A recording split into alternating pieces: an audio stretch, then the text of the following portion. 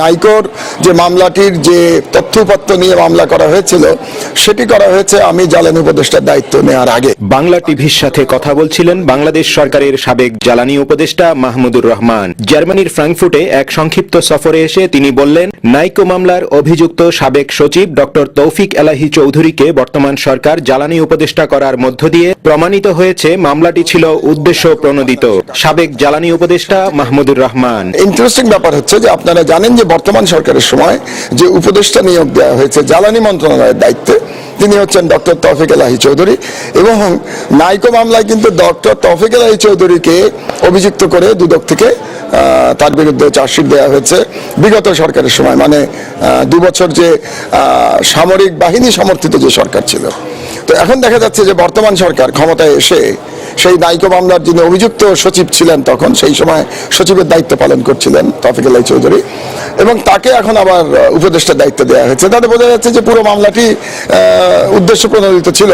অথবা এখন যিনি দুদক চেয়ারম্যান আছেন জেনারেল হাসান মাসুদ চৌধুরী, তার বলা উচিত যে হয় তিনি অন্যায়ভাবে মামলা দিয়েছিলেন, অথবা এখন যে তৌফিক এলাহি চৌধুরীকে আবার জ্বালানি উপদেষ্টার দায়িত্ব দেওয়া হয়েছে, তার যদি নৈতিক শক্তি থাকে বা নৈতিক দিক থেকে তিনি যদি মনে করেন তিনি স্ট্রেট ফরওয়ার্ড মানুষ, তাহলে তার পাবলিকলি এটার প্রতিবাদ করা উচিত। কিন্তু এখন পর্যন্ত আমরা সেরকম কোনো প্রতিবাদ জনাব হাসান মাসুদ চৌধুরী সাহেবের কাছ থেকে দেখিনি। দুর্নীতি দমন কমিশনের চেয়ারম্যান হাসান মাসুদ চৌধুরীর বিরুদ্ধে দুদকে দায়ের করা তাঁর অভিযোগ প্রসঙ্গে সাবেক জ্বালানি উপদেষ্টা মাহমুদুর রহমান। হাসান মাসুদ চৌধুরীর বিরুদ্ধে আপনারা জানেন 3টি অভিযোগ আছে। একটি অভিযোগ হলো যে তিনি অবৈধভাবে তার বাড়ি নির্মাণ করেছেন এবং পরে একটি জরিমানা দিয়ে সেই অবৈধ নির্মাণকে বৈধ করেছেন, মানে জায়েজ করেছেন। এটা 1 নম্বর অপরাধ। 2 নম্বর হচ্ছে তিনি ব্যাংকের চেয়ারম্যান থাকা অবস্থায় একটি সরকারি ব্যাংকের 24 কোটি টাকা ফরেন কারেন্সি লোকসান করেছেন।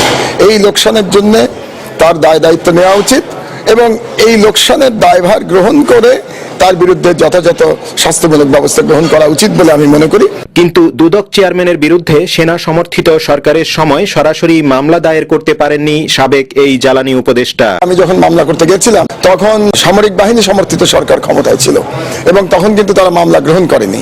তারপর আইন অনুযায়ী আমি আমার অভিযোগপত্রটি দুদকের কাছে পাঠিয়ে দিই এবং তারপরে আপনারা জানেন পরবর্তীতে নির্বাচন হয়েছে, একটা নির্বাচিত সরকার ক্ষমতায় এসছে। কিন্তু মজার ব্যাপার হলো যে এখন জনাব হাসান মাসুদ চৌধুরী তার দায়িত্বে থাকা অবস্থাতেই তার অধস্তন কর্মচারীদেরকে দায়িত্ব দেওয়া হয়েছে এই অভিযোগটি তদন্ত করবার জন্য।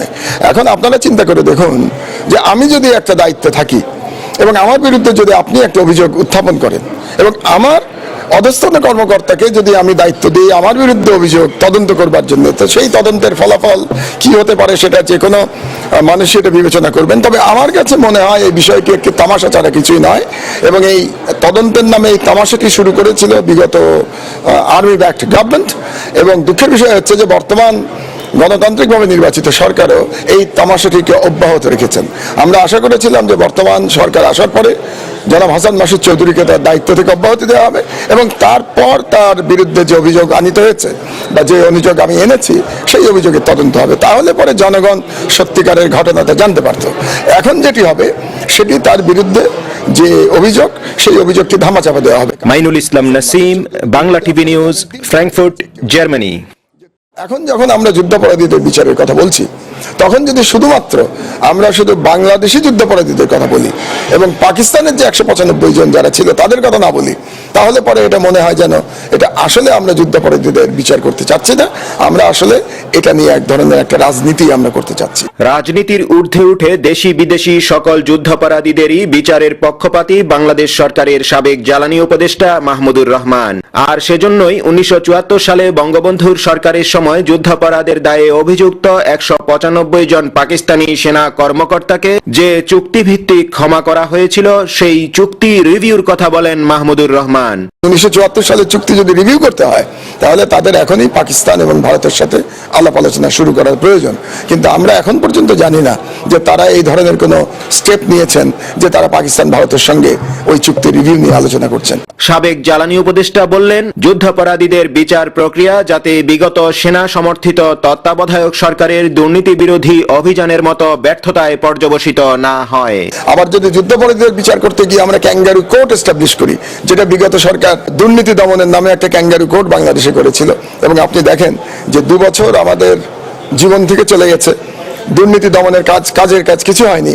কিছু ক্যাঙ্গারু কোর্টে লোকজনের বিচার করে 40 বছর 50 বছর জেল দেওয়া হয়েছে, এখন সবাই হাইকোর্ট থেকে মুক্তি পেয়ে যাচ্ছেন। তার মানে পুরো জিনিসটাই দুর্নীতি দমনের পুরো কার্যক্রমটা একটা তামাশায় পর্যবেসিত হয়েছে। আমি একজন নাগরিক হিসেবে চাইবো না যে যুদ্ধাপরাধের বিচারের বিষয়টি একটি তামাশায় পর্যবেসিত হোক। সাবেক জ্বালানি উপদেষ্টা ফ্র্যাঙ্কফুটে বাংলা টিভিকে জানান, জাতিসংঘের এক কর্মকর্তার টেলিফোন পেয়ে সেনাপ্রধান জেনারেল মঈন ই আহমেদ বন্দুকের নলের মুখে রাষ্ট্রপতিকে বাধ্য করেন জরুরি অবস্থা জারি করতে। জেনারেল মঈন আহমেদ তিনি সম্প্রতি একটি বই লিখেছেন।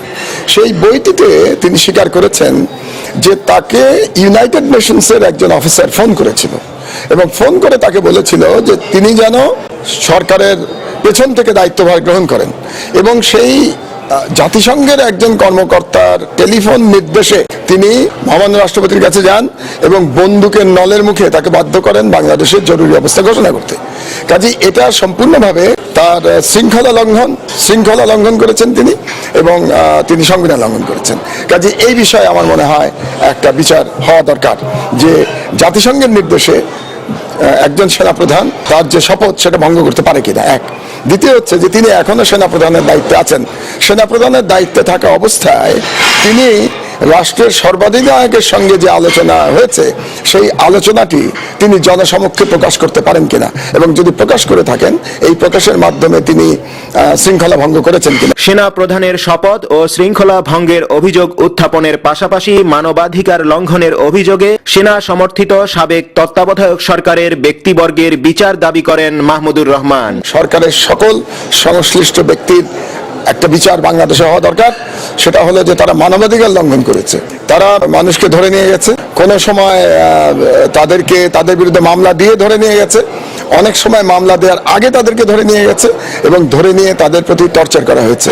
এবং এই টর্চার করার কোনো অধিকার কোনো গণতান্ত্রিক রাষ্ট্র কেন, কোনো রকম আর্মি ব্যাকড গভর্নমেন্টকেও টর্চার করার অধিকার কাউকে দেয় না, কিন্তু তারা এই ধরনের মানবাধিকার লঙ্ঘনের ঘটনা ঘটিয়েছে। Mainul Islam Nasim, Bangla TV news, Frankfurt, Germany.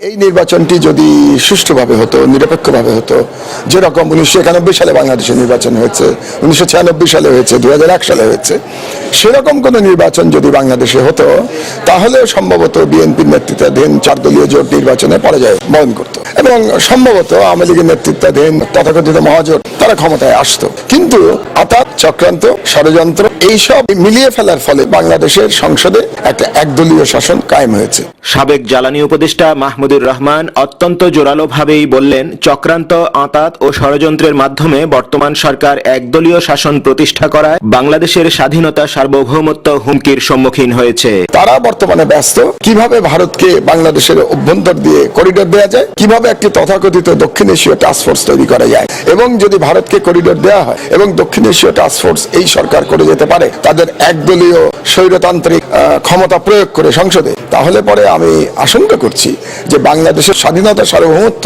হুমকির সম্মুখীন হবে। আমরা প্রতিবেশী বৃহৎ রাজ্যের একটি স্যাটেলাইট স্টেটে পরিণত হব।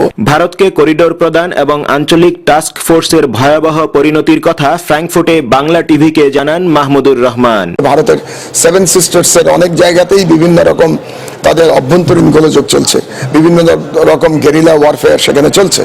এখন আমরা কি এই টাস্ক ফোর্স করার মাধ্যমে সেই গেরিলা ওয়ারফেয়ারকে বাংলাদেশে টেনে নিয়ে আসছি কিনা, এবং তার ফলে বাংলাদেশের 15 কোটি জনগণের ভাগ্য জড়িত হয়ে পড়ছে কিনা, এবং বাংলাদেশও কি ক্রমান্বয়ে একটা সিভিল ওয়ারের দিকে এগিয়ে যাবে কিনা, এগুলো চিন্তা ভাবনা করার সময় এসছে। ভারতীয় পররাষ্ট্রমন্ত্রীর সাম্প্রতিক ঢাকা সফরের সময় পররাষ্ট্রমন্ত্রী ডাক্তার দীপু মনির উপস্থিতিতে ভারতীয় সাংবাদিক কর্তৃক বাংলাদেশকে বাফার স্টেট বলে মন্তব্য করা প্রসঙ্গে সাবেক জ্বালানি উপদেষ্টা মাহমুদুর রহমান, যে যৌথ সাংবাদিক সম্মেলন যেটা হয়েছে 2 পররাষ্ট্রমন্ত্রীর মধ্যে, যেখানে মিস্টার প্রণব মুখার্জি এবং আমাদের পররাষ্ট্রমন্ত্রী দীপু মনি উপস্থিত ছিলেন, সেখানে ভারতীয় একজন সাংবাদিক বাংলাদেশকে একটি বাফার স্টেট হিসেবে বর্ণনা করেছেন।